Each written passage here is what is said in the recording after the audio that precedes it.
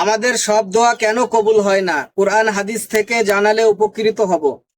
এ বিষয়ে কুরআনুল কারীমে সূরা বাকারা 216 নম্বর আয়াতে আল্লাহ তাআলা বলেন, আসা আন তাকরাহু শাইআন ওয়া হুয়া খায়রুল লাকুম ওয়া আসা আন তুহিব্বু শাইআন ওয়া হুয়া শাররুল লাকুম আল্লাহু ইয়ালামু ওয়া আনতুম লা তা'লামুন।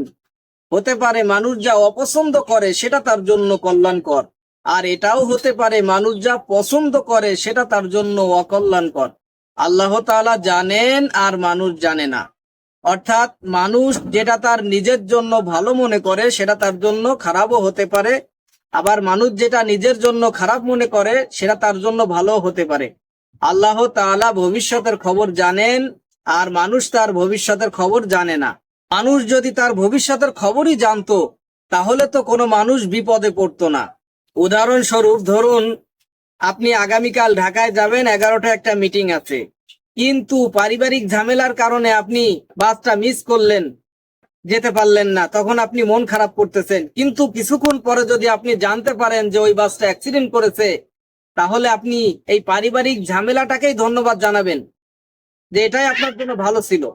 তো আল্লাহ তাআলা ভবিষ্যতের খবর জানেন কিন্তু মানুষ জানে না। তাই আল্লাহ তাআলা বলেন, আসা আন তাকরাহু শাইআন ওয়া হুয়া খায়রুল লাকুম ওয়া আসা আন তুহিব্বু শাইআন ওয়া হুয়া শাররুল লাকুম আল্লাহু ইয়ালামু ওয়া আনতুম লা তা'লামুন।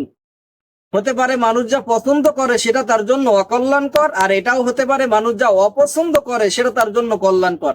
আল্লাহ তাআলা জানেন, মানুষ জানে না।